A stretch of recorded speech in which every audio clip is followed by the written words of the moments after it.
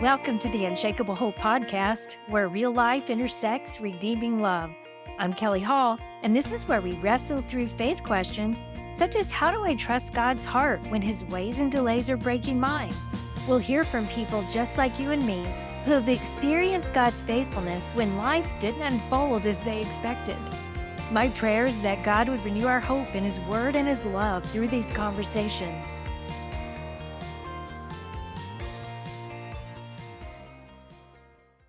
Hey friends, my guest today is Tschirret, and she is the founder and CEO of Hope Reins. Reins is spelled Reins, so you already know we're going to be talking about horses. This is a ministry that has helped more than 2,000 kids find hope and healing. And I'm telling you, you're going to hear some miraculous stories today, and your heart is going to be filled up with a bigger picture of how creative and amazing our God is. So, Kim, welcome to the podcast. Thank you for being here. Thank you so much for having me. I'm really grateful to be here. I'd love it if you could just start by telling us a little about yourself and your family and what your family thinks about living all things horses day in and Oh, day out. goodness. Oh, wow. Yeah, well, they love it. They think it's super fun. And yeah, I mean, they were little. My daughter was 3 and my son was 5 when we started 15 Mhm. years ago. So, or actually a little longer than 15 years. And they just think it's pretty cool. That's awesome. So you have 2 kids. 2 Is that kids. Yeah, right? my son is 22 and my daughter is 20. They grew up with the ministry. They sure did. Yeah. Well, can you tell us about the mission of Hope Sure. Reigns? Yeah. So our mission day in and day out is we pair a child or teen in crisis experiencing trauma with horses that have been rescued from similar circumstances. And we help them find hope and healing as they build this really beautiful relationship between the horse and their mentor out at our ranch. Mm. You like to call them horsehair counselors, right? Yes, angels and horsehairs, kind of what we call them. So, Okay. yeah. God led you to start Hope Reigns. I'd love for you just to share how that dream was birthed in you. And really, I know it was even rooted somewhat in your childhood, right? Oh, it was totally rooted in my childhood. Is it okay if I go all the way back Please. there? Yes, Okay. please. Yeah. Yeah, so I grew up in Ohio in a really nice home that my dad was a very successful businessman, and we didn't want for anything financially, but what people didn't know is that he was an alcoholic and very verbally and emotionally abusive, and I just never knew safety as a little girl in my home. Oh, And I was the youngest, and I would always try to ask, like, "Why is dad so mad? What is going on?" And I was always shut down. We were never allowed to talk about it. Anybody who's listening that has addiction in the family knows it's very shameful and it's very hidden, right? yeah, yeah. And so I just grew up, my message was there's something wrong with me, right? And I think that's what happens with kids when they experience trauma and they aren't able to process, they feel like it's their fault, right? That they've done Mhm. something or they're lacking in something. And Mm. there's a reason why it happened. And for some reason, I think because my dad liked everything to look really good, he bought me a horse. And so I grew up with 2 different horses. And I just remember that my safe place was the barn. So it was the place that I went to where I felt safe. And Mm. I just remember being comforted by my horse and sitting in his stall while he was chewing on his hay and just pouring my heart out about the things that were happening in my life, and he was really the only thing I ever shared my secrets with. So, Mm. yeah, so that was, many, many, many years ago, really the birthing of, this connection for me. I love that God led your dad to get you that horse. He knew what was going to bring healing. The Lord saw your whole future and knew that this was Mhm. going to be a part of your ministry. And Yeah. it's so beautiful. Well, can you just talk about further into your story how God birthed the ministry? Yeah, I think kids in my situation, they tend to either self-destruct and go inward or they perform. And I ended up being the performer, right? And so I spent my whole life performing to try to get my dad's love and attention.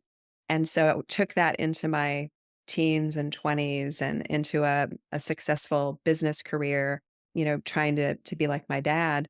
And right after I had my son, I'd always felt so empty, and I think God was pursuing me. My job was meaningless. I kept moving and getting new jobs and doing all of these things to try to fill that void. and nothing ever satisfied. And when we moved here to Raleigh, I think it might have just been being here in the South in North Carolina. It was really the first time that I ever heard it's Jesus. And Wow. so for me, after I had my son, I came to Christ and my life just totally changed. And I always joked, Kelly, I will never stay home with my kids and I will never drive a minivan. And guess what happened? So I had like a 6 to 7 years of staying home with the kids and just pursuing the Lord and Bible study and therapy and really, working on myself. And about 2000-ish, I started to get this feeling like God had something for me to do, and I just didn't know what it was. Mm. And I went to a women's retreat where this really dynamic speaker asked us all this question: what is something that you used to love to do that you never do anymore? And horses popped into my head. And I hadn't thought about horses in over 20 years, since I had sold my horse. And about probably a 2-year period, I started to just pursue some things. Like I thought, am I supposed to buy a horse? I started taking riding lessons and, doing all of these things. And then I ended up finding a book written about an organization in Oregon that was doing this ministry. They were pairing kids in crisis with horses they rescued. And I just knew that was it. Mm. I knew that was it. And then it just all started, the doors just flew open, from there. But we were in the middle of the recession in 2009, if you remember how Yeah. horrible it was. Yeah. Mhm. So it was not good timing to start a ministry.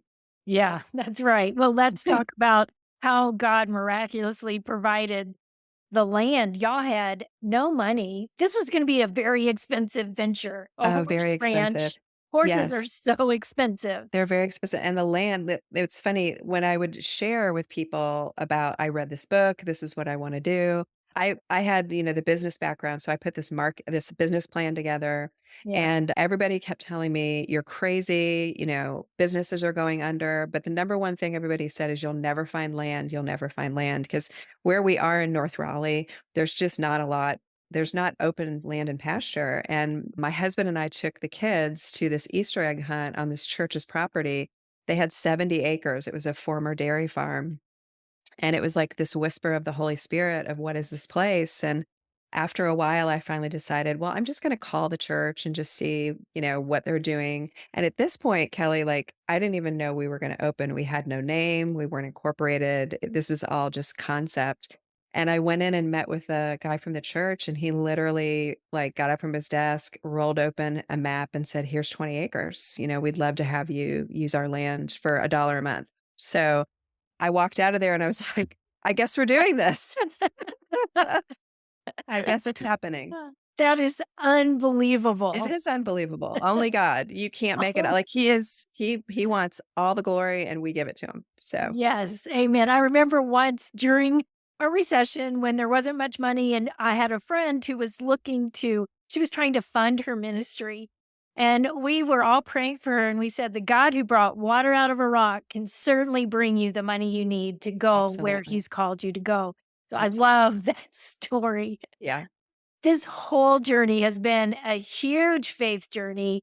And so I'm curious, all of us have probably experienced a time, all the listeners, when they sensed someone calling them to do Mhm. something, the God of the universe, and they didn't know how to even say yes because it looked so impossible. So I'm wondering how your faith has deepened on this journey. What's been your biggest faith lesson you've learned? Oh my gosh. To be honest with you, about 4 or 5 years into starting Hope Range, startup is really hard. And I was having what I thought was a heart attack, and it was really panic attacks. And Um, I was just, because I was just driving myself relentlessly. And what I realized, Kelly, is that I was still performing for God. mm, I'd grown up with this performance mentality, and I was like really okay with Jesus, but God the Father, that father wound is just a really, really, really hard one.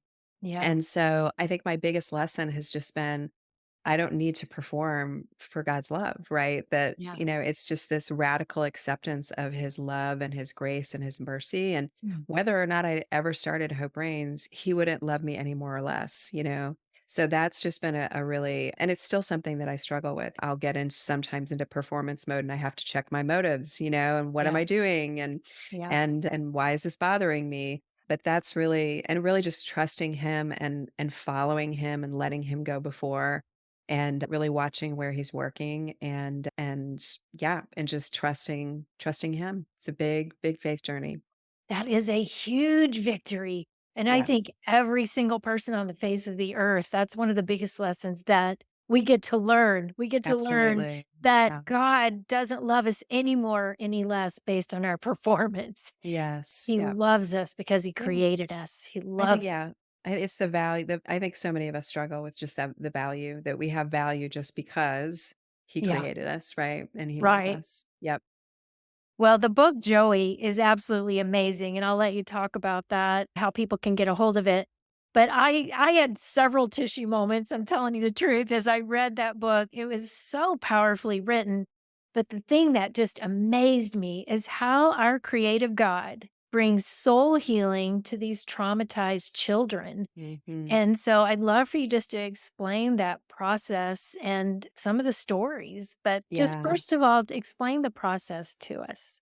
Yeah, you mean how the kids come to us and what we do? Yeah, Yeah. yeah, So we work with kids ages 5 to 18, boys and girls, and they're okay. all experiencing severe life crisis and trauma. We have an intake process that we walk the families through. Mhm. There's a couple of commitments. Number one, the child has to say yes. That's really the only requirement of them because we know if they're not ready to heal, then it's not gonna happen, and most of them have had their boundaries overrun, they have been violated, and so Mm. for them to have a voice, we always want them to have a voice, and so from the very beginning, when they come out for the very first time to the ranch, we take them on a tour, and we introduce them to all the horses and their stories, and sometimes kids pick a horse because they've read our website and they really resonated. Like we had one little girl that was sleeping with a picture of one of our horses under her pillow, Shiloh. So of course that was her horse. Oh, yeah. Other times, they'll just bond and connect with that story of abuse or neglect. And then every once in a while, a horse chooses a child, which is really, really special. We are a skill based program and we're really about the hope and healing of Jesus. But what we really want, the outcome is resiliency for our kids. And resiliency is just really the ability for kids to bounce back. Like they experience healing. And the four things that horses teach humans are trust, communication, boundaries, and leadership. So all of our programming is geared around helping build these skills in kids as they work with the horses. So it's really Wow. cool. That is so cool. Well, I have been amazed at the depth of insight that horses can have into Mhm. kids. I want to share a story that happened in our family. Mhm. Our daughter, we moved a lot. We have 3 special needs kids. Our oldest daughter is hearing impaired, and we had just moved, and, she was preteen, so there's teenager angst going on, and she'd experienced some rejection at her new school, and she loved riding horses, so we went to a horse barn. She started riding, she was having a wonderful time. The horse got pregnant and had a foal, and so we went when the foal was just a couple days old, and the owner said, "You can go in the stable and look, but she's real protective. She doesn't even let us get near the foal." We walked in, that horse saw my daughter and nudged her foal up to the fence so that Oh he my could meet her. gosh, that is so precious. Yeah. We were Yeah. bawling. Yeah, I bet. I bet. They know. They just know. They know the kids that are hurting, they know the kids that need them. It's really an amazing thing. And then the Holy Spirit, is there to Yeah. make these things happen that you can't make up. So, Right. yeah. Well, I'd love for you to talk to us about some of your favorite stories of lives that have been transformed through these horses and Yeah. share those with us. Yeah. So what's exciting is that we are embarking next year on our 15th anniversary.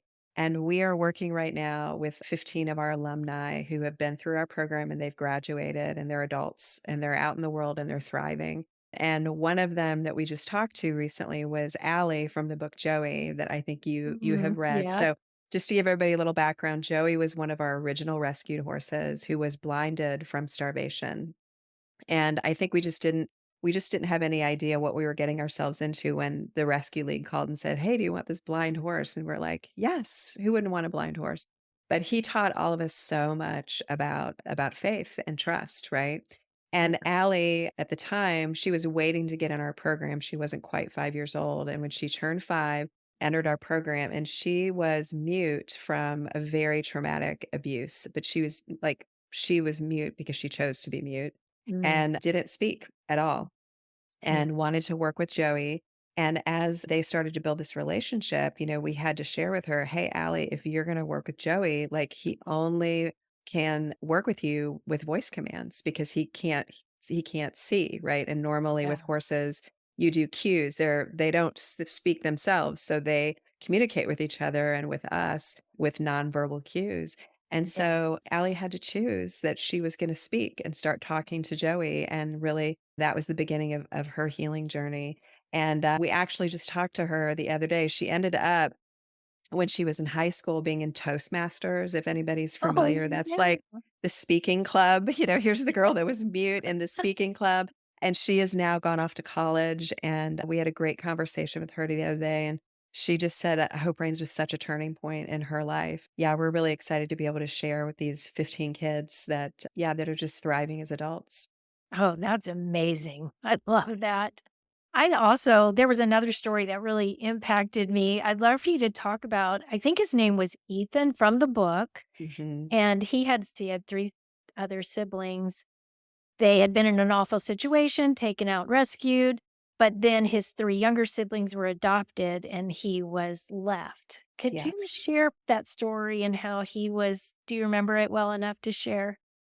I think so. Was he the one that I think he connected with Speckles, right? Yes, Yeah, yes. it's been a hot minute since I since can I've read the book, and there's so many stories, but yeah, yeah. sometimes a horse chooses a kid or chooses to be with a kid, and it's really, really powerful, and I think for him being really, really rejected, and he was there with I believe it was a foster care group, it Yeah. wasn't, like, a caregiver, so we really only saw him a few times, but Speckles, who was Joey's partner, actually was the horse that chose him and wanted to connect and wanted to be with him.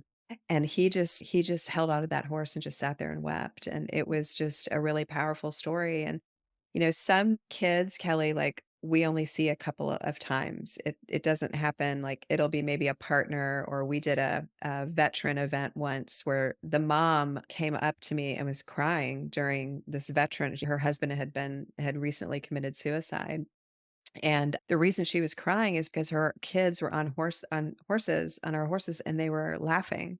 And it was the Oh, first time she had seen them laugh since their dad died. And for her, that was a moment that said, "We're gonna be okay. Like, things are going to be okay." Like, that just the laughter and the normalcy. So, it really can be just a moment that the kids will really hold on to in their hearts and in their bodies. So, wow. Yeah. And I know you've really summarized these stories, but if you read the book, Joey, you hear all the angst that was behind each one yes. and what a miracle it was that little Allie started Yes. talking and Yeah. how slowly the horses brought healing to her. Yes.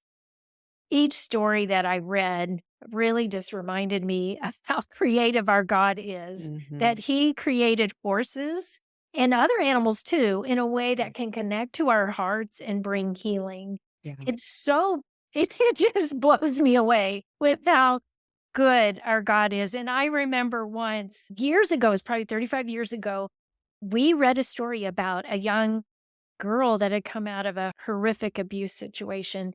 Mhm. And my friend and I were deeply moved. We put together a care package to send to that care organization for her.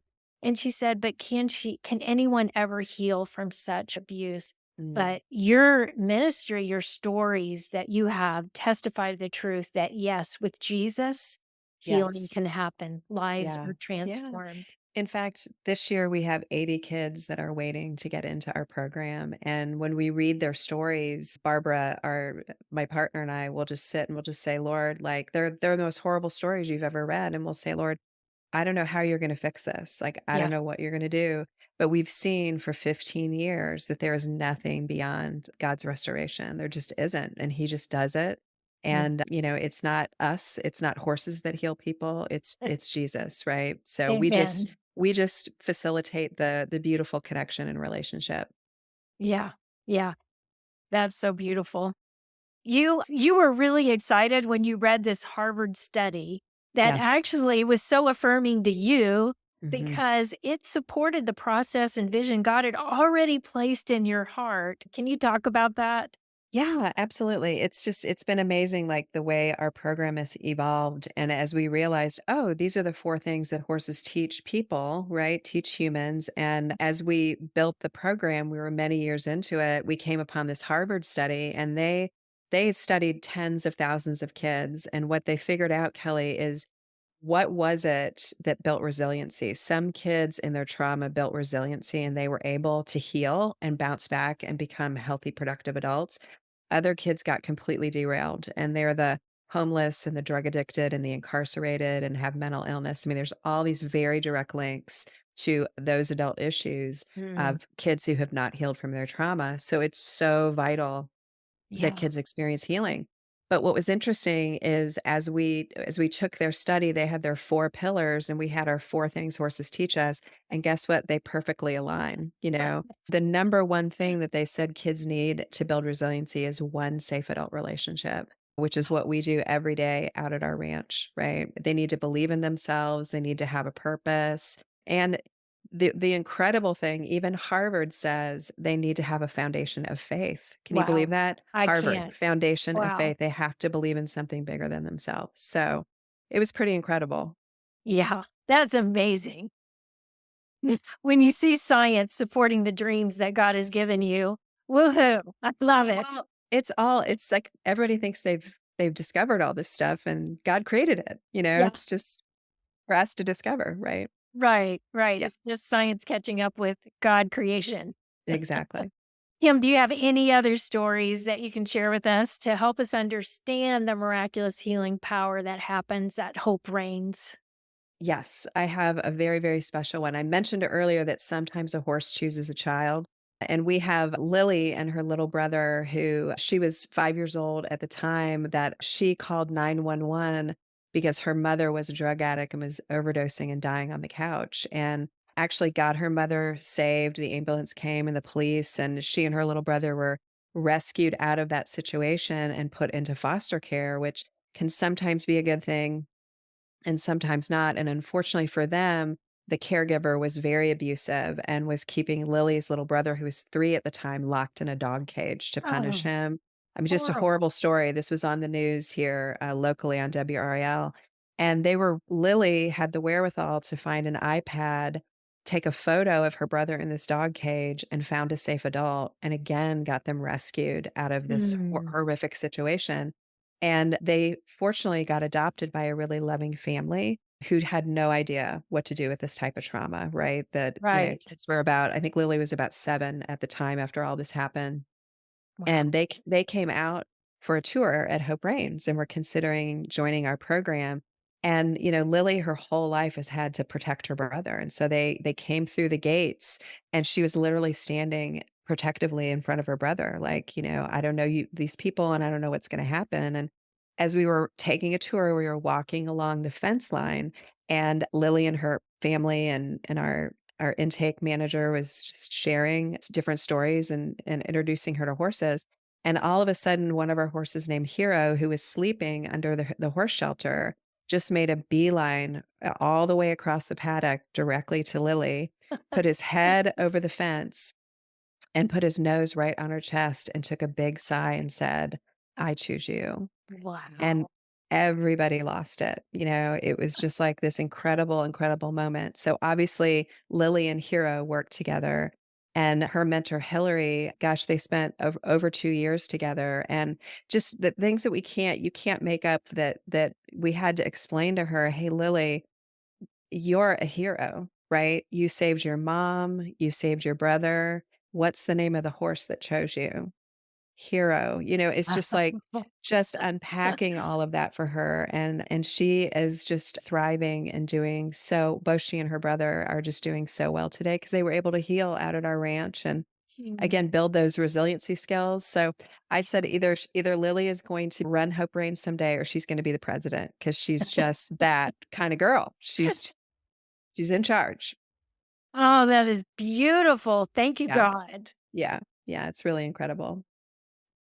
Well, another thing that stood out to me so much as I read your story is how many times you had to say yes to God when it was absolutely impossible. There was no Yes. way forward. It was so scary. The common sense thing to do would have been to give up, crawl under your Mhm. covers, and go to sleep, but Yes. you kept pushing through. So I'm just wondering what you would say to someone that has a dream in their heart that Mm. seems like has a hold on them, and how do they know if it's from God? Mhm. Well, one of the things is looking back, we actually started a training program. So it's kind of a long story. The Joey book, we've had all these people from all over the country calling us to say, "Will you help me start something similar?" So we launched Yeah. this academy, and we're helping others because we just want kids to have more kids to have access to hope and healing. But the reason I bring that up is because as we were processing kind of the first phase of our training of how to start up, I really thought about like, what did that season look like? Yeah. And for me, it was really, I'm an 8 Enneagram, I'm a driver, I'm a doer, right? Right. And so it was really a combination of praying and seeking and waiting and really Mm. doing all 3 of those things at the same time. And it was kind of like stepping out, like I knew God had something, and so I just took a step out, and it would be like, "No, that's not quite it." So I took another step, you know what I mean? Yeah.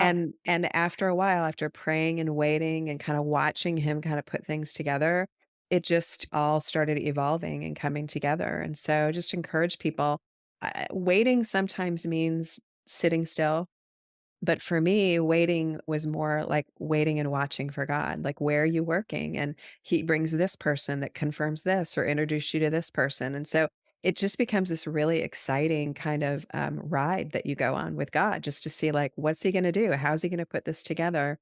And if he's in it, it will happen. There's nothing anybody can do. The enemy can do nothing if God is in it and wants it to happen.